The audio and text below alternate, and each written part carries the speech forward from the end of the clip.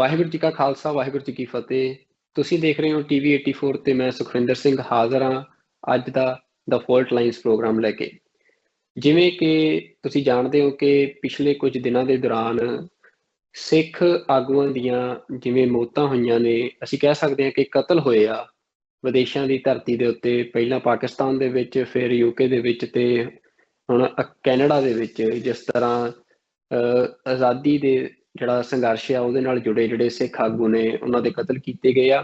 ਤਾਂ ਇੱਕ ਵਾਰ ਫੇਰ ਜਿਹੜੀ ਇਹ ਚਰਚਾ ਆ ਇਹ ਹੁਣ ਸ਼ੁਰੂ ਹੋ ਗਈ ਆ ਕਿ ਜਿਹੜਾ 1984 ਦੇ ਵਿੱਚ ਜਿਹੜੀ ਭਾਰਤ ਅਤੇ ਸਿੱਖਾਂ ਦੀ ਜਿਹੜੀ ਜੰਗ ਆ ਉਹ ਜਿਵੇਂ ਆਪਣੇ ਸਿਖਰ ਤੇ ਪਹੁੰਚੀ ਸੀ ਤੇ ਸਿੱਖਾਂ ਦਾ ਜਿਹੜਾ ਆਜ਼ਾਦੀ ਸੰਘਰਸ਼ ਆ ਉਸਨੇ ਆਪਣਾ ਹਥਿਆਰਬੰਦ ਜਿਹੜਾ ਰੂਪ ਲਿਆ ਸੀ, ਤੇ ਉਸ ਤੋਂ ਬਾਅਦ ਹੁਣ ਇੱਕ ਲੰਮਾ ਸਮਾਂ ਜਿਹੜਾ ਆ ਉਹ ਸਿੱਖ ਡੈਮੋਕ੍ਰੈਟਿਕ ਤਰੀਕੇ ਦੇ ਨਾਲ, ਜਿਹੜੇ ਲੋਕਤੰਤਰਿਕ ਤਰੀਕੇ ਦੇ ਨਾਲ ਆਪਣੀ ਆਜ਼ਾਦੀ ਦੀ ਜਿਹੜੀ ਗੱਲ ਆ ਉਸ ਨੂੰ ਭਾਰਤ ਦੇ ਵਿੱਚ ਤੇ ਦੁਨੀਆ ਪੱਧਰ ਦੇ ਉੱਤੇ ਚੁੱਕ ਰਹੇ ਸੀ।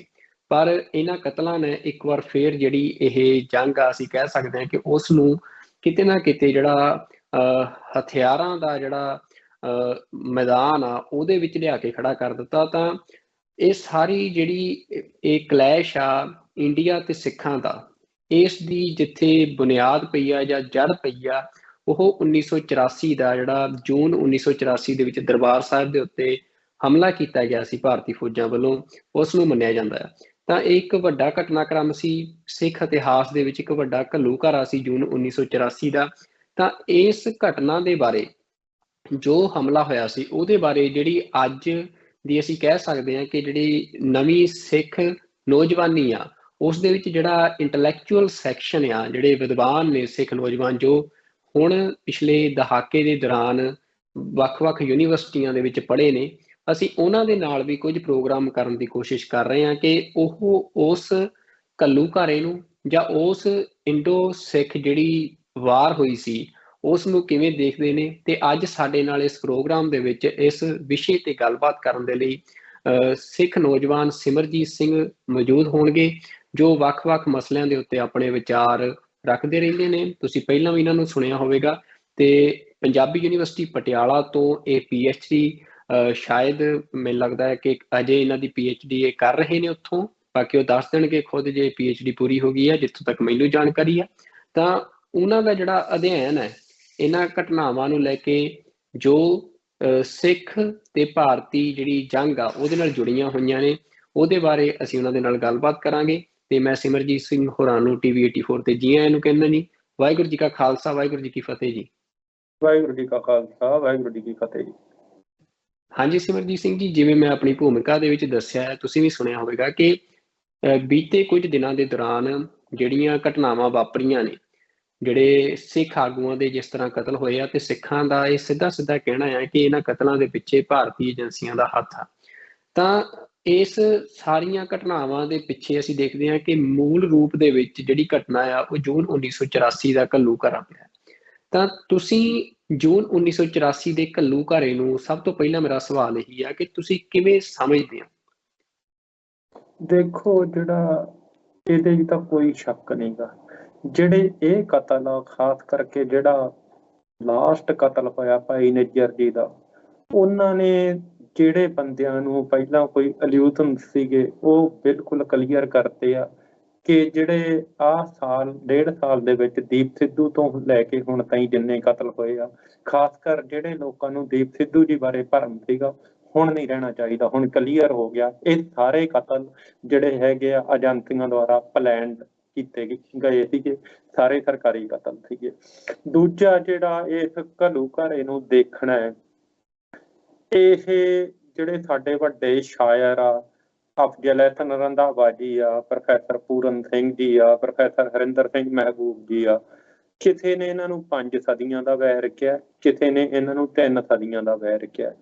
ਜਦੋਂ ਤੋਂ ਸਾਡਾ ਧਰਮ ਹੋਂਦ ਚ ਆਇਆ, ਅਕਾਲ ਪੁਰਖ ਦੀ ਕਿਰਪਾ ਦੇ ਨਾਲ ਖਾਲਸਾ ਸਜਿਆ, ਉਦੋਂ ਤੋਂ ਹੀ ਸਾਡੇ ਜਿਹੜੇ ਆ ਦੁਸ਼ਮਣ ਪੈਦਾ ਹੋ ਗਏ ਤੇ ਸਾਡਾ ਜਿਹੜਾ ਉਹ ਬਹੁਤ ਜਿਹੜਾ ਅਧਿਆਤਮਕ ਸੱਚ ਆ ਉਹਨੂੰ ਦਬਾਉਣ ਦੀ ਕੋਸ਼ਿਸ਼ ਕੀਤੀ ਜਾ ਰਹੀ ਆ। ਉਹਦੇ ਚ ਸਾਰਿਆਂ ਤੋਂ ਮੇਰੇ ਖਿਆਲ 'ਚ ਜੇ ਪਲੈਨਡ ਤਰੀਕੇ ਦੇ ਨਾਲ ਸਾਡੇ ਤੇ ਵਾਰ ਕਿਸੇ ਨੇ ਕਰਨੇ ਸ਼ੁਰੂ ਕੀਤੇ ਆ ਤਾਂ ਉਹ ਅੰਗਰੇਜ਼ ਨੇ ਕੀਤੇ ਆ। ਅੰਗਰੇਜ਼ਾਂ ਦੇ ਆਉਣ ਤੋਂ ਬਾਅਦ ਜਿਹੜੀ ਹੈਗੀ ਆ ਟ੍ਰੇਨਿੰਗ ਹੁੰਦੀ ਆ ਆਰੀਆ ਸਮਾਜ ਦੀ ਜਾਂ ਕਾਮਰੇਡਾਂ ਦੀ, ਤੇ ਇਹ ਸਾਰੇ ਰਲੇ ਹੋਏ ਸੀਗੇ। ਮੇਨ ਜਿਹੜੀ ਹੁਣ ਗੱਲ ਜਾਂ ਇਹਨਾਂ ਦਾ ਫਰੇਮਵਰਕ ਜਿਹੜਾ ਹੈਗਾ ਉਹ ਈਸਾਈ ਮਿਸ਼ਨਰੀ ਦਿੰਦੇ ਹੈਗੇ ਆ, ਜਿਹੜੀ ਮਾਡਰਨ ਇੰਡੀਅਨ ਸਟੇਟ ਨੂੰ, ਜਿਹੜੀ ਬਿਪਰਵਾਦੀ ਸਟੇਟ ਆ, ਜਾਂ ਜਿਹੜੇ ਕਮਿਊਨਿਸਟ ਜਾਂ ਜੋ ਵੀ ਹੈਗੇ ਹੁਣ ਤਾਈਂ ਸਾਡੇ ਜਿੰਨੇ ਵੀ ਦੁਸ਼ਮਣ ਆ, ਇਹਨਾਂ ਨੂੰ ਮੇਨ ਫਰੇਮਵਰਕ ਮਾਡਰਨ ਏਜ ਦੇ ਵਿੱਚ ਈਸਾਈ ਮਿਸ਼ਨਰੀ ਦੇ ਰਹੇ ਆ ਜਾਂ ਈਸਾਈ ਇੰਟਲੈਕਚੁਅਲ ਦੇ ਰਹੇ ਆ। ਤੇ ਜਿਹੜੀ ਆਜ਼ਾਦੀ ਦੀ ਗੱਲ ਆ ਉਹ ਮੇਨ ਪਈ ਹੈਗੀ ਆ ਕੁਐਸਟ। ਅਸੀਂ ਗੁਰੂ ਸਾਹਿਬ ਨੇ ਸਾਨੂੰ ਜਿਹੜਾ ਹੈਗਾ ਮਤਲਬ ਇਹ ਕਿਹਾ ਹੈਗਾ ਵੀ ਇਹ ਅਕਾਲ ਪੁਰਖ ਦੀ ਮੌਤ ਚੋਂ ਪ੍ਰਗਟ ਹੋਏ ਆ, ਇਹ ਨਿਰਭਉ ਕੌਮ ਆ। ਇਹਨਾਂ ਚ ਇੰਨੇ ਕੁ ਐਥੀਕਲੀ ਇੰਨੇ ਕੁ ਅਮੀਰ ਲੋਕ ਆ, ਏਡੀ ਕੁ ਅਮੀਰ ਪੰਥ ਆ ਇਹ ਵੀ ਪ੍ਰੋਫੈਸਰ ਪੂਰਨ ਸਿੰਘ ਜੀ ਜਦੋਂ ਇਹਨੂੰ ਕਹਿੰਦੇ ਆ ਨਾ ਵੀ ਇਹ ਮੌਜੀ ਸੁਭਾਅ ਦੇ ਆ, ਤੇ ਇਹ ਜਵਾਨ ਪੰਜਾਬ ਦੇ ਚ ਸਾਰੀਆਂ ਉਹਨਾਂ ਦੀ ਇੱਕ ਕਰੈਕਟਰ ਜਿਹੜਾ ਦੱਸ ਰਹੇ ਹੈਗੇ ਆ ਵੀ ਇਹ ਟੈਂ ਨਹੀਂ ਮੰਨਦੇ ਕਿਸੇ ਦੀ, ਪਿਆਰ ਨਾਲ ਇਹ ਗੁਲਾਮੀ ਕਰ ਲੈਂਦੇ ਆ। ਜਿਹੜੀ ਇੰਡੀਅਨ ਸਟੇਟ ਦਾ ਸੁਭਾਅ ਹੈ, ਜਦੋਂ ਅਸੀਂ ਬਹੁਤ ਜਾਂ ਬਿਪਰਵਾਦੀ ਹਿੰਦੂ ਦਾ ਸੁਭਾਅ ਹੈ, ਬਹੁਤ ਡੀਪ ਮਨਿਊਟ ਡਿਟੇਲ 'ਚ ਜਾਂਦੇ ਆ, ਵੇਦਾਂ ਤਾਈਂ ਵੀ ਜਾਂਦੇ ਆ, ਰਿਗਵੇਦ ਤਾਈਂ ਵੀ ਜਾਂਦੇ ਹੈਗੇ ਆ। ਇਹਨਾਂ ਦੇ ਅੰਦਰ ਕੋਈ ਖੁਣਸ ਪਈ ਆ, ਕੋਈ ਨਫ਼ਰਤ ਪਈ ਆ। ਇਹ ਕਿਸੇ ਹੋਰ ਕੌਮ ਨੂੰ ਜਿਹੜਾ ਹੈਗਾ ਦੇਖ ਨਹੀਂ ਸਕਦੇਗੇ ਆਜ਼ਾਦ ਹਸਤੀ 'ਚ। ਸਰਦਾਰ ਕਪੂਰ ਸਿੰਘ ਜੀ ਨੇ ਇਹਦੇ ਬਾਰੇ ਬਹੁਤ ਸੋਹਣਾ ਚਿੰਤਨ ਕਰਕੇ, ਇੱਕ ਤਾਂ ਉਹਨਾਂ ਦਾ ਬਹੁਤ ਜਿਹੜਾ ਦਾਰਸ਼ਨਿਕ ਗੰਭੀਰ ਚਿੰਤਨ ਆ ਉਹ ਆ, ਇੱਕ ਜਿਹੜਾ ਉਹਨਾਂ ਨੇ ਆਮ ਬੰਦੇ ਦੇ ਸਮਝ ਲੱਗਣ ਵਾਲੀਆਂ ਵੀ ਬਹੁਤ ਸਿੱਧੀਆਂ ਗੱਲਾਂ ਕੀਤੀਆਂ। ਜੇ ਉਹ ਕਹਿੰਦੇ ਆ ਜੇ ਸਿੱਖਾਂ ਕੋਲੇ ਡਿਸੀਜ਼ਨ ਮੇਕਿੰਗ ਪਾਵਰ ਨਾ ਹੋਈ, ਜੇ ਆਪਦੀ ਹੋਣੀ ਦੇ ਆਪ ਮਾਲਕ ਨਾ ਹੋਏ, ਤਾਂ ਇਹਨਾਂ ਦੀ ਹੋਂਦ ਇਸ ਧਰਤੀ ਤੇ ਜਾਂ ਇਸ ਜਿਹੜਾ ਸੋ ਕਾਲਡ ਦੇਸ਼ ਆ ਇਹਦੇ ਵਿੱਚ ਹਿੰਦੂ ਦੀ ਫੈਕਟਰੀ ਦੇ ਚੌਂਕੀਦਾਰ ਜਾਂ ਉਹਦੇ ਗੱਡੀ ਦੇ ਡਰਾਈਵਰ ਤੋਂ ਵੱਧ ਨਹੀਂ ਗੀ। ਤੇ ਉਹ ਇੱਕ ਜਿਹੜੀ ਨਾ ਪ੍ਰੋਬਲਮ ਜਦੋਂ ਡਿਫਾਈਨ ਕਰਦੇ ਆ, ਉਹ ਇੱਕ ਆਜ਼ਾਦ ਸਿੱਖ ਦੀ ਕਿਸੇ ਆਰਟ ਗੈਲਰੀ 'ਚ ਪੇਂਟਿੰਗ ਦੇਖਦੇ ਆ, ਤੇ ਉਹ ਪੇਂਟਿੰਗ ਦੇਖ ਕੇ ਕਹਿੰਦੇ ਆ ਬੇਖੌਫ ਆਜ਼ਾਦ ਸਿੱਖ ਬੇਪਰਵਾਦੀ ਹਿੰਦੂ ਦੀ ਜਾਂ ਹਿੰਦੂ ਦੀ ਸਭ ਤੋਂ ਵੱਡੀ ਪ੍ਰੋਬਲਮ। ਇੱਥੋਂ ਜਿਹੜੀ ਸਾਡੀ ਪ੍ਰੋਬਲਮ ਸ਼ੁਰੂ ਹੁੰਦੀ ਆ, ਸਾਡੀ ਆਜ਼ਾਦੀ ਉਹਨਾਂ ਨੂੰ ਜਿਹੜਾ ਹੈ ਉਹ ਜਦੋਂ ਉਹ ਸਾਡੀ ਹੋਣੀ ਦੇ ਮਾਲਕ ਇਸ ਸੋ ਕਾਲਡ ਸਟੇਟ 'ਚ ਬਣ ਗਏ। ਤੇ ਇਹ ਜਿਹੜਾ ਭਾਵੇਂ ਵੈਂਡੀ ਡੋਨੀਦਰ ਸਕਾਲਰ ਆ ਹਿੰਦੂਇਜ਼ਮ ਤੇ ਤਕੜੀ ਕ੍ਰਿਟੀਕ ਆ ਉਹ ਵੈਸਟ ਜਾਂ ਹੋਰ ਜਿਹੜੇ HG ਅਰਬਨ ਆ, ਉਹਨਾਂ ਨੇ ਜਿੰਨਾ ਮਤੰਤਰ ਤੇ ਕੰਮ ਉਹਨਾਂ ਨੇ ਇਹਨਾਂ ਦੇ ਕਰੈਕਟਰ ਨੂੰ ਡਿਫਾਈਨ ਕੀਤਾ ਕਿ ਇਹ ਕਿਵੇਂ ਜਿਹੜੀਆਂ ਉਹਨਾਂ ਕੌਮਾਂ 'ਚ ਆਉਂਦੇ ਆ ਜਿਹੜੇ ਆਪਦੀ ਇਨਸਿਕਿਉਰਿਟੀ ਵਾਸਤੇ, ਆਪਦੇ ਆਪ ਦਾ ਬਚਾਅ ਵਾਸਤੇ ਦੂਜੀਆਂ ਕੌਮਾਂ ਨੂੰ ਗੁਲਾਮ ਕਰਦੇ ਆ ਤੇ ਉਹਨਾਂ ਦੀ ਆਜ਼ਾਦੀ ਨਹੀਂ ਦੇਖ ਸਕਦੇ।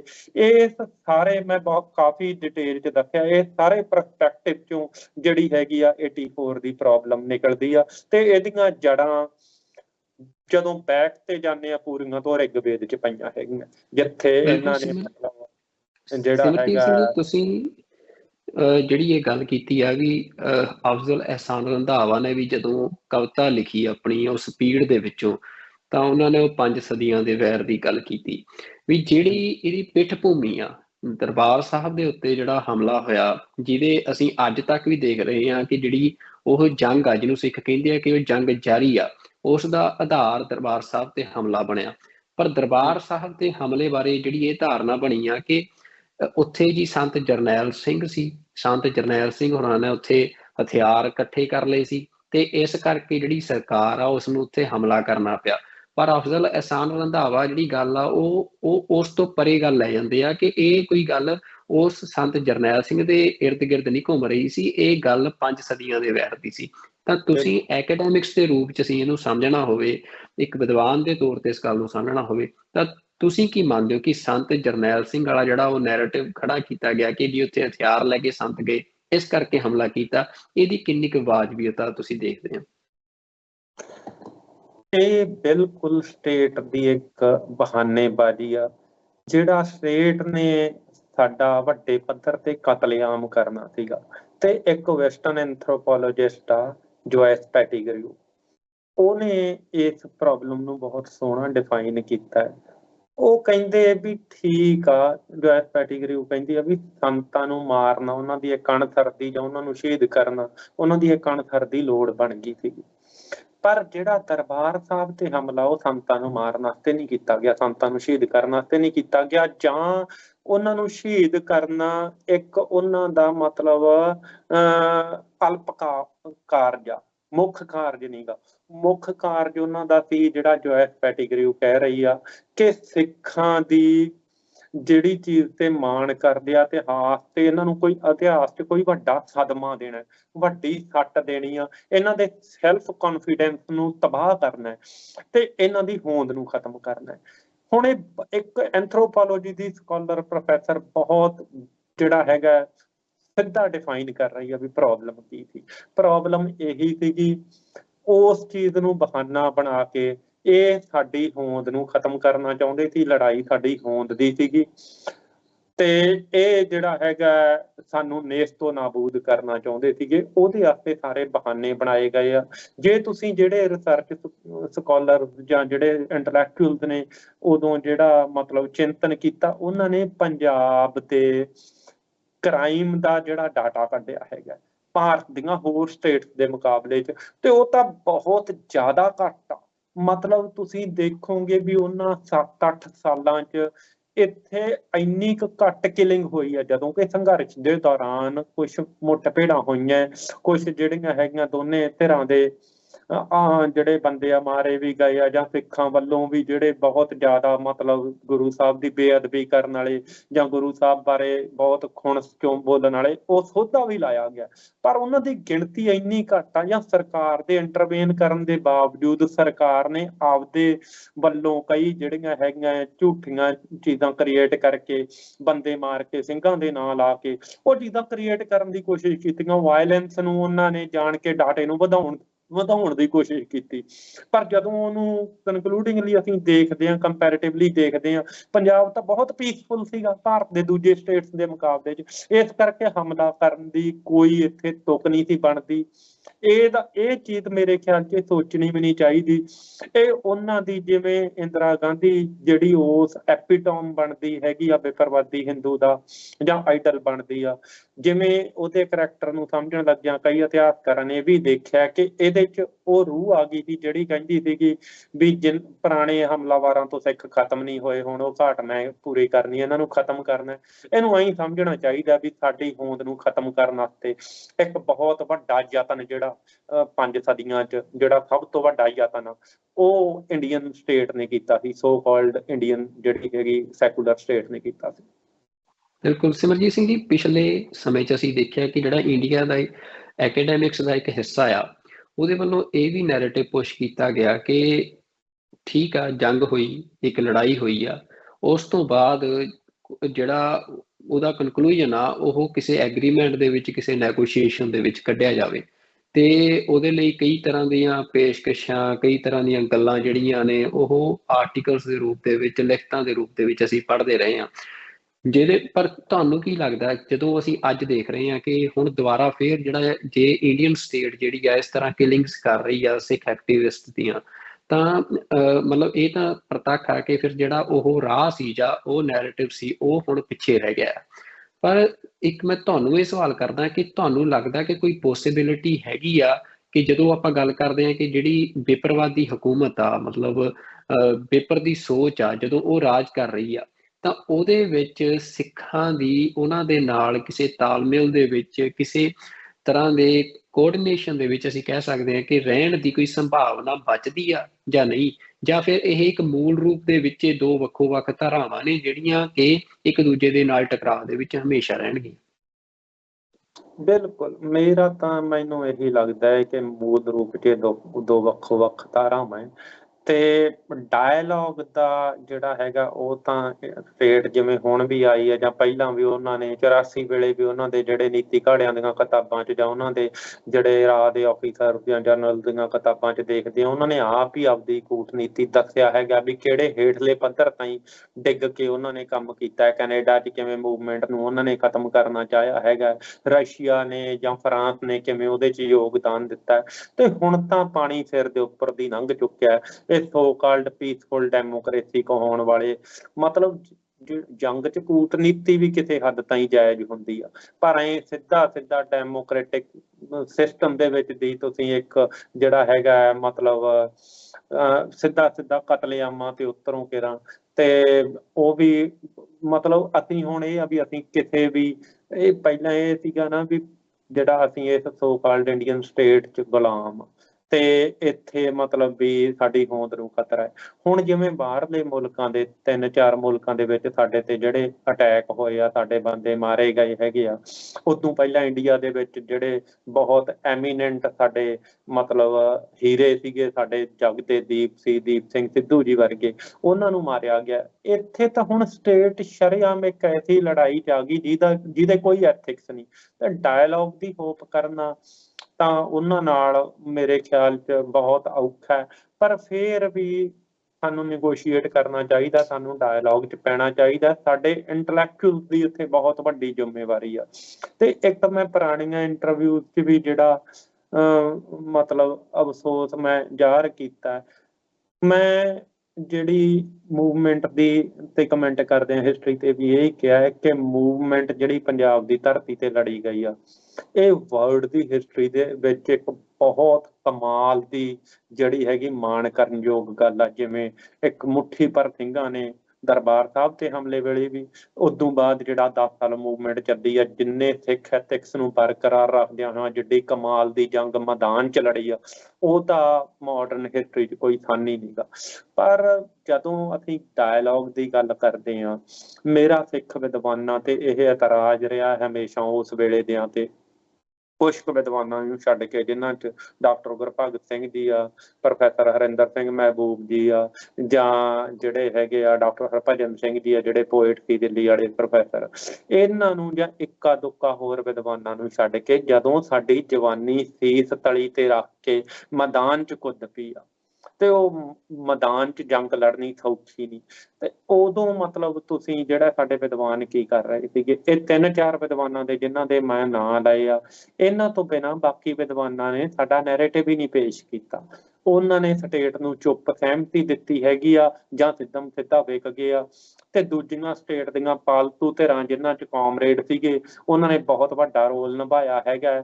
ਜਿਹੜੇ ਪੰਜਾਬੀ ਵਿਭਾਗ ਸੀਗੇ ਜਾਂ ਹਿਸਟਰੀ ਵਿਭਾਗ ਸੀਗੇ, ਉਹਨਾਂ 'ਚ ਬੈਠੇ ਰਸ਼ੀਅਨ ਪਪਿਟਸ ਨੇ, ਰਸ਼ੀਅਨ ਕਾਮਰੇਡ ਪਪਿਟਸ ਨੇ, ਬਹੁਤ ਜਿਹੜੇ ਗਵਰਨਮੈਂਟ ਦੇ ਏਜੰਸੀਆਂ ਦੇ ਪਪਿਟ ਸੀ, ਮੈਂ ਨਾਂ ਵੀ ਲੈ ਸਕਦਾ, ਰਵਿੰਦਰ ਰਵੀ ਵਰਗੇ, ਉਹਨਾਂ ਨੇ ਬਹੁਤ ਸਟੇਟ ਦੀ ਸੇਵਾ ਕੀਤੀ ਤੇ ਉਹਨਾਂ ਨੂੰ KPS ਗਿੱਲ ਮੰਨ ਵੀ ਰਿਹਾ। ਤੇ ਇਹ ਸਾਰੀਆਂ ਚੀਜ਼ਾਂ ਵਾਪਰੀਆਂ, ਪਰ ਇਹਨਾਂ ਸਾਰੀਆਂ ਚੀਜ਼ਾਂ ਦੇ ਬਾਵਜੂਦ ਉਦੋਂ ਇੰਟਲੈਕਚੁਅਲ ਦਾ ਰੋਲ ਬਹੁਤ ਮੰਨਫੀ ਰਿਹਾ, ਜਿਹਦੇ ਤੇ ਇਹ ਹਰੇਕ ਜਿਹੜਾ ਹੈਗਾ ਚਿੰਤਤ ਸਿੱਖ ਨੂੰ ਉਸ ਹਿਸਟਰੀ 'ਚ ਇਤਰਾਜ਼ ਵੀ ਹੋਣਾ ਚਾਹੀਦਾ, ਤੇ ਮੈਨੂੰ ਵੀ ਹੈ। ਬਿਲਕੁਲ ਸਿਮਰਜੀਤ ਸਿੰਘ ਜੀ, ਹੁਣ ਜਿਹੜਾ ਅਸੀਂ ਸਿਚੁਏਸ਼ਨ ਦੇਖ ਰਹੇ ਹਾਂ, ਜਦੋਂ ਅਸੀਂ ਇੱਕ ਹਿਸਟਰੀ ਨੂੰ ਵਾਚ ਕਰਦੇ ਹਾਂ, ਉਹਦਾ ਐਨਾਲਿਸਿਸ ਕਰਦੇ ਹਾਂ, ਉਹ ਤੋਂ ਅਸੀਂ ਅੰਦਾਜ਼ੇ ਲਾਉਂਦੇ ਹਾਂ ਕਿ ਫਿਊਚਰ 'ਚ ਕੀ ਹੋ ਸਕਦਾ ਹੈ, ਕੀ ਵਾਪਰ ਸਕਦਾ ਹੈ। ਤਾਂ ਅੱਜ ਜਿਹੜੀ ਸਿਚੁਏਸ਼ਨ ਬਣ ਰਹੀ ਆ ਇੰਡੀਆ ਤੇ ਸਿੱਖਾਂ ਦੇ ਕਲੈਸ਼ ਦੀ, ਤਾਂ ਉਹਦੇ ਵਿੱਚ ਤੁਸੀਂ ਜਿਹੋ ਜਿਹੇ ਐਕਸ਼ਨ ਸਟੇਟ ਕਰ ਰਹੀ ਆ ਜਾਂ ਵਿਪਰਵਾਦੀ ਹਕੂਮਤ ਕਰ ਰਹੀ ਆ, ਤਾਂ ਉਹਦੇ ਵਿੱਚ ਤੁਸੀਂ ਫਿਊਚਰ ਦੀਆਂ ਕਿਹੋ ਜਿਹੀਆਂ ਸੰਭਾਵਨਾਵਾਂ ਲਾ ਰਹੇ ਹੋ ਕਿ ਇਹ ਕਲੈਸ਼ ਕਿੱਧਰ ਨੂੰ ਵੱਧ ਰਿਹਾ ਹੈ? ਅਸਲ 'ਚ ਦੇਖੋ, ਮੇਰਾ ਇਹ ਮੰਨਣਾ ਹੈ ਸਟੇਟ ਵਾਇਲੈਂਸ ਤੇ ਉੱਤਰ ਆਈ ਆ, ਬਹੁਤ ਗੰਦੀ ਵਾਇਲੈਂਸ ਤੇ, ਜਿਹਦੇ ਕੋਈ ਐਥਿਕਸ ਨਹੀਂ, ਉਸ ਵਾਇਲੈਂਸ ਤੇ ਉੱਤਰ ਆਈ ਆ।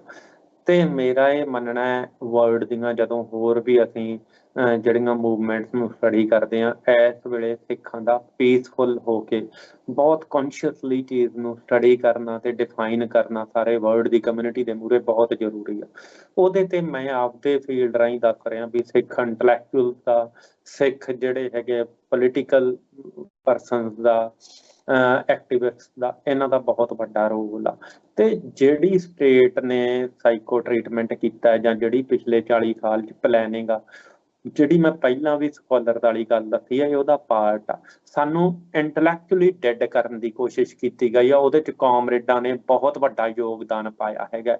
ਅੱਜ ਵੀ ਮੇਰੀ ਸਾਰੀ ਕੌਮ ਨੂੰ ਇਹ ਬੇਨਤੀ ਆ ਕਿ ਤੁਹਾਡਾ ਐਡਾ ਅਮੀਰ ਵਿਰਸਾ, ਤੁਹਾਡੀ ਰਾਜਨੀਤੀ ਵੀ ਬਹੁਤ ਅਮੀਰ ਆ। 10ਵੇਂ ਪਾਤਸ਼ਾਹ ਨੇ ਤੁਹਾਨੂੰ ਆਪਦੇ ਹੁਕਮਾਂ 'ਚ ਰਾਜਨੀਤੀ ਦਾ ਗਿਆਨ ਪ੍ਰਾਪਤ ਕਰਨ ਨੂੰ ਕਿਹਾ ਹੈਗਾ, ਹੋਰ ਚੀਜ਼ਾਂ ਦੇ ਨਾਲ ਨਾਲ ਸਾਨੂੰ ਜਿਹੜੀਆਂ ਹੈਗੀਆਂ ਪੋਲੀਟੀਕਲ ਅਫੇਅਰਸ ਬਾਰੇ ਬਹੁਤ ਸਿੰਸੀਅਰ ਹੋਣਾ ਚਾਹੀਦਾ, ਪੜ੍ਹਨਾ ਚਾਹੀਦਾ। ਤੇ ਵਰਲਡ ਦੇ ਜਿਹੜੇ 84 ਚ ਵੀ ਇਹ ਘਾਟ ਰਹੀ ਆ, ਅਸੀਂ ਵਰਲਡ ਦੇ ਟੌਪ ਦੇ ਐਲੀਟਸ ਨਾਲ, ਇੰਟਲੈਕਚੁਅਲਸ ਨਾਲ ਡਾਇਲੋਗ ਨਹੀਂ ਰਚਾ ਸਕੇ।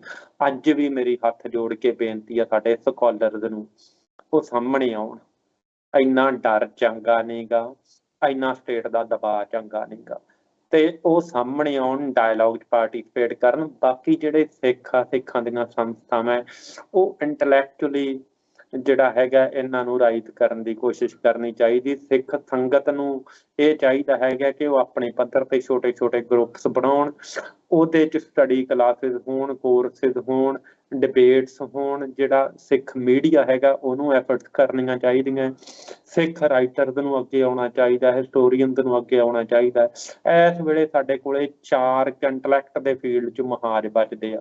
ਤੁਹਾਡਾ ਚੰਗਾ ਮੀਡੀਆ ਹੋਵੇ, ਤੁਹਾਡੀ ਟੈਕਨੋਲੋਜੀ ਤੇ ਮਾਸਟਰੀ ਹੋਵੇ, ਕਿਉਂਕਿ ਮਾਡਰਨ ਵਾਰ ਟੈਕਨੋਲੋਜੀ ਦੀ ਵਾਰ ਆ। ਤੁਹਾਡੇ ਚੰਗੇ ਵਕੀਲ ਹੋਣ, ਲੇਖਕ ਹੋਣ, ਇਤਿਹਾਸਕਾਰ ਹੋਣ, ਪ੍ਰੋਫੈਸਰ ਹੋਣ, ਇੰਟਲੈਕਚੁਅਲ ਹੋਣ, ਪੋਲੀਟੀਕਲ ਬੰਦੇ ਹੋਣ, ਐਕਟਿਵਿਸਟ ਹੋਣ। ਇਹਨਾਂ ਚੀਜ਼ਾਂ ਤੇ ਧਿਆਨ ਦੇਈਏ ਅਸੀਂ, ਤੇ ਜਿਹੜੀ ਵਾਰ ਦੀਆਂ ਕੂਟਨੀਤੀਆਂ ਨੂੰ ਸਮਝ ਕੇ ਨੈਗੋਸ਼ੀਏਟ ਕਰਨਾ ਪੈਣਾ ਹੈ ਸਾਨੂੰ। ਜਿਹੜੀ ਇੰਟਰਨੈਸ਼ਨਲ ਕਮਿਊਨਿਟੀ ਆ ਉਹਨੂੰ ਬਹੁਤ ਸਾਨੂੰ ਜਿਹੜਾ ਹੈਗਾ ਕੌਨਸ਼ੀਅਸਲੀ ਐਡਰੈਸ ਕਰਨਾ ਚਾਹੀਦਾ ਕਿ ਸਾਡੀ ਪ੍ਰੋਬਲਮ ਕੀ ਆ, ਤੇ ਇਹਨਾਂ ਇੰਡੀਅਨ ਸਟੇਟ ਨੂੰ ਨੰਗੇ ਕਰਨਾ ਚਾਹੀਦਾ, ਇਹਦੇ ਕਾਰਿਆਂ ਨੂੰ ਨੰਗੇ ਕਰਨਾ ਚਾਹੀਦਾ। ਉਹਨਾਂ ਦੇ, ਜਿਵੇਂ ਮੈਂ ਤੁਹਾਨੂੰ ਪਹਿਲਾਂ ਵੀ ਦੱਸਿਆ, ਉਹਨਾਂ ਦੀਆਂ ਜਿਹੜੀਆਂ ਕਿਤਾਬਾਂ ਹੈ, ਉਹਨਾਂ ਦੇ ਜਰਨਲਾਂ ਦੀਆਂ, ਉਹਨਾਂ ਦੇ ਨੀਤੀ ਘਾੜਿਆਂ ਦੀਆਂ, ਉਹਨਾਂ ਨੇ ਆਪ ਹੀ ਆਪਦੇ ਪਰਦੇ ਉਗਾੜ ਛੱਡੇ ਆ। ਜਿਹੜੀ ਉਹਨਾਂ ਦੀਆਂ ਵੱਖ-ਵੱਖ ਕਿਤਾਬਾਂ ਹੈਗੀਆਂ, ਭਾਵੇਂ ਉਹ ਰਸ਼ੀਆ 'ਚੋਂ ਛਪੀਆਂ, ਭਾਵੇਂ ਇੱਥੋਂ ਛਪੀਆਂ, ਜਾਂ ਰਾਹ ਦੇ ਜਿਹੜੇ ਆਫਿਸਰ ਦਾ ਜਾਂ ਇੰਡੀਅਨ ਸਟੇਟ ਦੇ ਜਿਹੜੇ ਪ੍ਰੋਮੀਨੈਂਟ ਬੰਦੇ ਆ ਉਹਨਾਂ ਦੀਆਂ ਕਿਤਾਬਾਂ ਪੜ੍ਹ ਕੇ ਉਹ ਸਾਨੂੰ ਪਤਾ ਲੱਗ ਜੂਗਾ ਵੀ ਉਹਨਾਂ ਦੀ ਕਰਤੂਤ ਕੀ ਸੀ। ਉਹਨਾਂ ਨੂੰ ਦੁਨੀਆ ਦੇ ਸਾਹਮਣੇ ਫਲੈਸ਼ ਕਰਨਾ ਚਾਹੀਦਾ। ਬਿਲਕੁਲ। ਆਖਰੀ ਸਵਾਲ ਸਿਮਰਜੀਤ ਸਿੰਘ ਜੀ ਮੇਰਾ ਤੁਹਾਨੂੰ, ਕਿ ਜਿਹੜੀਆਂ ਤੁਸੀਂ ਇਹ ਗੱਲਾਂ ਕਹੀਆਂ ਨੇ ਕਿ ਐਕੈਡੈਮਿਕਸ ਦੇ ਵਿੱਚ ਜਾਂ ਇੰਟਲੈਕਚੁਅਲ ਪੱਧਰ ਤੇ ਜਿਹੜੇ ਕਾਰਜ ਕਰਨ ਵਾਲੇ ਨੇ, ਕਿਉਂਕਿ ਜਿਹੜੀ ਜਦੋਂ ਕਮਿਊਨਿਟੀ ਦੇ ਲਈ ਸਿਚੁਏਸ਼ਨਸ ਬਣਦੀਆਂ ਨੇ ਇਸ ਤਰ੍ਹਾਂ ਦੀਆਂ, ਜਿੱਥੇ ਹਾਲਾਤ ਅਸੀਂ ਕਹਿ ਸਕਦੇ ਹਾਂ ਕਿ ਜੰਗ ਦੇ ਹੋਣ ਜਾਂ ਫਿਰ ਕ੍ਰਾਈਸਿਸ ਦੇ ਹੋਣ, ਤਾਂ ਉੱਥੇ ਤੁਹਾਡਾ ਐਕੈਡੈਮੀਆ ਕੀ ਕਰ ਰਿਹਾ ਉਸ ਦੇ ਉੱਤੇ ਬੜਾ ਕੁਝ ਨਿਰਭਰ ਕਰਦਾ ਕਿ ਤੁਸੀਂ ਜੰਗ ਜਿੱਤੋਗੇ ਜਾਂ ਹਾਰੋਗੇ। ਤੇ ਹੁਣ ਜਿਹੜੀ ਸਿਚੁਏਸ਼ਨ ਅਸੀਂ ਦੇਖਦੇ ਹਾਂ ਕਿ ਇੰਡੀਆ ਦੇ ਵਿੱਚ ਆ, ਜਿੱਥੇ ਕਿ ਸਾਰੇ ਐਜੂਕੇਸ਼ਨਲ ਇੰਸਟੀਚਿਊਟ ਇੰਡੀਅਨ ਸਟੇਟ ਦੇ ਪ੍ਰਭਾਵ ਦੇ ਅਧੀਨ ਵਿਚਰਦੇ ਆ, ਤਾਂ ਫਿਰ ਵੀ ਪੰਜਾਬ ਦੇ ਜਿਹੜੇ ਅਸੀਂ ਕਹਿ ਸਕਦੇ ਹਾਂ ਕਿ ਐਜੂਕੇਸ਼ਨਲ ਇੰਸਟੀਚਿਊਟ ਨੇ, ਉਹਨਾਂ ਦੇ ਵਿੱਚ ਜਿਹੜੀ ਸਿੱਖ ਐਕੈਡੈਮਿਕਸ ਦੀ ਕਿੰਨੀ ਕੁ ਸਪੇਸ ਆ ਤੁਹਾਨੂੰ ਲੱਗਦਾ ਹੈ ਕਿ ਜਿਹੜੀ ਨੂੰ ਯੂਟਿਲਾਈਜ਼ ਕਰ ਸਕਦੇ ਆ ਜਿਹੜੇ ਸਿੱਖ ਸਕੋਲਰਸ ਨੇ, ਤੇ ਉਹ ਇਸ ਸਾਰੇ ਦੌਰ ਦੇ ਵਿੱਚ ਜਿਹੜੀ ਸਿੱਖਾਂ ਦੀ ਵੌਇਸ ਆ ਉਹਨੂੰ ਦੁਨੀਆ ਦੇ ਸਾਹਮਣੇ ਰੱਖ ਸਕਦੇ ਆ? ਜਿਹੜੀ ਸਪੇਸ ਆ ਇੱਥੋਂ ਦੇ ਇੰਟਲੈਕਚੁਅਲਸ ਦੀ, ਇੱਥੋਂ ਦੇ ਅਕੈਡਮਿਕਸ 'ਚ, ਉਹ ਤਾਂ ਇੰਨੀ ਕੁ ਮਿਨੀਮਾਈਜ਼ ਕਰ ਦਿੱਤੀ ਗਈ ਆ ਵੀ ਜਿਹਦਾ ਕੋਈ ਅੰਤ ਨਹੀਂਗਾ। ਪਰ ਫਿਰ ਵੀ ਫਰੀਲੀ ਜਿਹੜੇ ਥਿੰਕਰ ਦਾ ਉਹ ਬੜਾ ਕੁਛ ਕਰ ਸਕਦੇ ਆ। ਉਹ ਜਿਹੜੇ ਹੈਗੇ ਆ ਸੰਸਥਾਵਾਂ ਦੇ ਦਬਾਅ ਤੋਂ ਜਿਹੜੇ ਮੁਕਤ ਆ, ਉਹ ਰਿਟਾਇਰਡ ਬੰਦੇ ਆ, ਉਹ ਬੜਾ ਕੁਛ ਕਰ ਸਕਦੇ ਆ। ਜਾਂ ਜਿਹੜਾ ਇੱਕ ਜੀਨੀਅਸ ਆ, ਜਿਹੜਾ ਇੰਟੈਲੀਜੈਂਟ ਆ, ਉਹਦੇ ਕੋਲੇ ਰਾਹ ਬੜੇ ਹੁੰਦੇ ਆ ਕਿ ਇਸ ਪ੍ਰੈਸ਼ਰ ਦੇ ਵਿੱਚ ਅਕੈਡਮਿਕਸ 'ਚ ਤੁਸੀਂ ਕੰਮ ਕਿਵੇਂ ਕਰਨਾ ਹੈਗਾ, ਤੇ ਉਵੇਂ ਸਾਨੂੰ ਕੰਮ ਕਰਨਾ ਚਾਹੀਦਾ। ਤੁਸੀਂ ਦੇਖੋ ਜਿੰਨੀਆਂ ਮੂਵਮੈਂਟ ਤੇ ਜ਼ਿਆਦਾ ਕਿਤਾਬਾਂ ਲਿਖੀਆਂ ਗਈਆਂ, ਜਾਂ ਮੂਵਮੈਂਟ ਦੀ ਥਾਂ ਤਾਂ ਅਸੀਂ ਇਹ ਕਹਿ ਲਈਏ ਸਿੱਖ ਧਰਮ ਤੇ ਜ਼ਿਆਦਾ ਜਿੰਨੀਆਂ ਕਿਤਾਬਾਂ ਲਿਖੀਆਂ ਗਈਆਂ, ਜਿੰਨਾ ਚਿੰਤਨ ਕੀਤਾ ਗਿਆ, ਅੱਜ ਵੀ ਜੋ ਹੋ ਰਿਹਾ ਹੈਗਾ ਉਹ ਜ਼ਿਆਦਾ ਹਿੰਦੂ ਸਿੱਖ ਧਰਮ ਬਾਰੇ ਲਿਖ ਰਹੇ ਆ। ਤੇ ਸਟੇਟ ਦੇ ਜਿਹੜੇ, ਮੈਂ ਨੰਗੇ ਚਿੱਟੇ ਸ਼ਬਦਾਂ 'ਚ ਕਹਿ ਰਿਹਾ, ਸਟੇਟ ਦੇ ਪਾਲਤੂ ਹਿੰਦੂ ਹੀ ਸਾਡੀ ਜਿਹੜੀ ਹੈਗੀ ਆ ਪ੍ਰੋਬਲਮ ਨੂੰ ਡਿਫਾਈਨ ਕਰ ਰਹੇ। ਤੇ ਬਹੁਤ ਵਰਲਡ ਦੀਆਂ ਵੱਡੀਆਂ ਯੂਨੀਵਰਸਿਟੀਆਂ ਦੇ ਵਿੱਚ, ਆਕਸਫੋਰਡ, ਕੈਂਬਰਿਜ 'ਚੋਂ, ਇਹਦਾ ਇਹ ਨਹੀਂ ਮਤਲਬ ਕਿ ਇੰਡੀਅਨ ਸਪੇਸ ਤੁਹਾਡੇ ਕੋਲੋਂ ਗਾਇਬ ਆ। ਜਿਹੜੀਆਂ 14 ਚੇਅਰਸ ਹੈਗੀਆਂ, 14-15 ਸਿੱਖ ਚੇਅਰਸ ਸਾਰੇ ਵਰਲਡ 'ਚ ਬਣੀਆਂ ਸਿੱਖਾਂ ਦੇ ਪੈਸੇ ਨਾਲ, ਉਹਨਾਂ ਤੇ ਨਜ਼ਰ ਮਾਰੋ, ਉਹਨਾਂ 'ਚ ਕਿੰਨੇ ਕੁ ਸਿੱਖ ਆ ਤੇ ਕਿੰਨੇ ਕੁ ਐਸਆਈ ਜਾਂ ਕਾਮਰੇਡ ਜਾਂ ਹਿੰਦੂ ਪੈਪਟਸ ਉੱਥੇ ਬਣੇ ਹੋਏ ਆ ਵਿੱਚ। ਇਸ ਕਰਕੇ ਸਪੇਸ ਤਾਂ ਸਾਰੀ ਮਿਨੀਮਾਈਜ਼ ਕੀਤੀ ਵੀ ਆ, ਪਰ ਫਿਰ ਵੀ ਸਾਨੂੰ ਕੰਮ ਕਰਨਾ ਚਾਹੀਦਾ ਹੈ। ਸਾਡੇ ਇੰਟਲੈਕਚੁਅਲ ਨੂੰ ਆਪਦਾ ਯੋਗਦਾਨ ਪਾਉਣਾ ਚਾਹੀਦਾ ਹੈ। ਬਹੁਤ ਧੰਨਵਾਦ ਸਿਮਰਜੀਤ ਸਿੰਘ ਜੀ ਸਾਡੇ ਨਾਲ ਇਹ ਗੱਲਬਾਤ ਕਰਨ ਦੇ ਲਈ। ਤੇ ਜਿਹੜਾ ਇਹ ਇੱਕ ਨਵਾਂ ਦੌਰ ਸ਼ੁਰੂ ਹੋ ਰਿਹਾ, ਅਸੀਂ ਦੇਖ ਸਕਦੇ ਹਾਂ ਕਿ ਸਿੱਖ ਸਟਰਗਲ ਦਾ, ਜਿਹਦੇ ਵਿੱਚ ਸਿੱਖ ਜਿਹੜੇ ਆ ਆਪਣੀ ਦੁਨੀਆ ਦੇ ਵਿੱਚ ਬੜੀ ਤੇਜ਼ੀ ਦੇ ਨਾਲ ਜਿਹੜੀ ਆਪਣੀ ਫਰੀडम ਦੀ ਵੌਇਸ ਆ ਉਹਨੂੰ ਰੇਜ਼ ਕਰ ਰਹੇ ਆ, ਪਰ ਦੂਜੇ ਪਾਸੇ ਜਿਹੜਾ ਇੰਡੀਆ ਆ ਉਹ ਹੁਣ ਰਿਐਕਟ ਕਰ ਰਿਹਾ ਹੈ, ਤੇ ਉਹਦੇ ਰਿਐਕਸ਼ਨਸ ਜਿਹੜੇ ਆ, ਜਿਵੇਂ ਤੁਸੀਂ ਦੱਸਿਆ ਕਿ ਉਹ ਵਾਇਲੈਂਟ ਰੂਪ ਜਿਹੜੇ ਆ ਉਹ ਲੈ ਰਹੇ ਆ। ਤੇ ਫਿਲਹਾਲ ਜਿਹੜੀ ਜਾਂਚ ਆ ਇਹਨਾਂ ਸਾਰੇ ਜਿੰਨੇ ਮਰਡਰਸ ਹੋਏ ਆ ਪਿਛਲੇ ਦਿਨਾਂ ਦੇ ਦੌਰਾਨ, ਉਹਨਾਂ ਦੀ ਜਾਂਚ ਵੱਖੋ-ਵੱਖ ਦੇਸ਼ਾਂ ਦੀਆਂ ਜਿਹੜੀਆਂ ਜਾਂਚ ਏਜੰਸੀਆਂ ਨੇ ਉਹ ਕਰ ਰਹੀਆਂ ਨੇ। ਪਰ ਸਿੱਖਾਂ ਦਾ ਇਹ ਦਾਅਵਾ ਆ, ਸਿੱਖਾਂ ਦਾ ਮੰਨਣਾ ਆ ਕਿ ਇਹ ਕਤਲ ਜਿਹੜੇ ਆ ਉਹ ਜਿਹੜੀ ਇੰਡੋ ਸਿੱਖ ਵਾਰ ਆ ਉਸੇ ਦਾ ਹੀ ਹਿੱਸਾ ਆ, ਤੇ ਇਹਨਾਂ ਦੇ ਪਿੱਛੇ ਇੰਡੀਆ ਦੀਆਂ ਜਿਹੜੀਆਂ ਏਜੰਸੀਜ਼ ਨੇ ਉਹ ਕੰਮ ਕਰਦੀਆਂ, ਜਿਹਦੀ ਕਿ ਜ਼ਿੰਮੇਵਾਰੀ ਵੀ ਜਿਹੜੀ ਆ ਉਹ ਬੜੇ ਵੱਖੋ-ਵੱਖ ਜਿਹੜੇ ਸੋਸ਼ਲ ਮੀਡੀਆ ਅਕਾਊਂਟਸ ਨੇ ਜਿਹੜੇ ਕਿ ਇੰਡੀਆ ਦਾ ਜਿਹੜਾ ਸਟੇਟ ਪ੍ਰੋਪੇਗੈਂਡਾ ਆ ਉਸ ਨੂੰ ਕਰਦੇ ਨੇ, ਜਿਨ੍ਹਾਂ ਦੇ ਵੱਡੀ ਮਿਲੀਅਨਸ ਦੇ ਵਿੱਚ ਜਿਨ੍ਹਾਂ ਦੇ ਫੋਲੋਅਰਸ ਨੇ। ਤਾਂ ਉਹਨਾਂ ਅਕਾਊਂਟਸ ਦੇ ਵੱਲੋਂ ਵੀ ਇਹ ਖੁੱਲੇ ਤੌਰ ਤੇ ਜ਼ਿੰਮੇਵਾਰੀ ਜਿਹੜੀ ਆ ਇਹਨਾਂ ਕਤਲਾਂ ਦੀ ਉਹ ਇੰਡੀਆ ਸਟੇਟ ਜਿਹੜੀ ਆ ਉਹਦੇ ਸਿਰ ਤੇ ਪਾਈ ਗਈ ਆ। ਤਾਂ ਇਹ ਜੋ ਵੀ ਹਾਲਾਤ ਬਣ ਰਹੇ ਨੇ ਉਹਦੇ ਵਿੱਚ ਜਿਹੜੇ ਸਿੱਖ ਨੌਜਵਾਨ ਨੇ ਜਾਂ ਨਵੀਂ ਜਿਹੜੀ ਸਿੱਖਾਂ ਦੀ ਨੌਜਵਾਨ ਪੀੜ੍ਹੀ ਆ ਉਹਦੇ ਵਿੱਚ ਜਿਹੜਾ ਐਕੈਡੈਮਿਕਸ ਦਾ ਸੈਕਸ਼ਨ ਆ ਉਹਦੇ ਲਈ ਜਿਹੜੀਆਂ ਚੁਣੌਤੀਆਂ ਨੇ ਜਾਂ ਜ਼ਿੰਮੇਵਾਰੀਆਂ ਨੇ ਉਹਦੀਆਂ ਇਨਸਾਈਟਸ ਜ਼ਰੂਰ ਇਸ ਇੰਟਰਵਿਊ ਦੇ ਵਿੱਚੋਂ ਤੁਹਾਨੂੰ ਮਿਲਣਗੀਆਂ। ਤੇ ਸਿਮਰਜੀਤ ਸਿੰਘ ਜੀ, ਸਾਡੇ ਨਾਲ ਜੁੜਨ ਦੇ ਲਈ, ਇੰਨੀਆਂ ਇੰਪੋਰਟੈਂਟ ਗੱਲਾਂ ਕਰਨ ਦੇ ਲਈ ਅਸੀਂ ਤੁਹਾਡਾ ਧੰਨਵਾਦ ਕਰਦੇ ਹਾਂ। ਤੇ ਵਾਹਿਗੁਰੂ ਜੀ ਕਾ ਖਾਲਸਾ, ਵਾਹਿਗੁਰੂ ਜੀ ਕੀ ਫਤਿਹ ਜੀ। ਵਾਹਿਗੁਰੂ ਜੀ ਕਾ ਖਾਲਸਾ, ਵਾਹਿਗੁਰੂ ਜੀ ਕੀ ਫਤਿਹ ਜੀ। ਤੇ ਇਹ ਸਿਮਰਜੀਤ ਸਿੰਘ ਜੀ ਸੀ ਜਿਨ੍ਹਾਂ ਨੇ ਸਾਡੇ ਨਾਲ ਗੱਲਬਾਤ ਕੀਤੀ। ਤੇ ਅੱਜ ਦੇ ਪ੍ਰੋਗਰਾਮ ਦੇ ਵਿੱਚ ਇੰਨਾ ਹੀ। ਅਗਲੇ ਪ੍ਰੋਗਰਾਮ ਦੇ ਵਿੱਚ ਕਿਸੇ ਨਵੇਂ ਮੁੱਦੇ ਦੇ ਨਾਲ, ਕਿਸੇ ਨਵੇਂ ਮਹਿਮਾਨ ਦੇ ਨਾਲ ਤੁਹਾਡੇ ਅੱਗੇ ਹਾਜ਼ਰ ਹੋਵਾਂਗੇ। ਉਦੋਂ ਤੱਕ ਰੱਬ ਰਾਖਾ। ਵਾਹਿਗੁਰੂ ਜੀ ਕਾ ਖਾਲਸਾ, ਵਾਹਿਗੁਰੂ ਜੀ ਕੀ ਫਤਿਹ।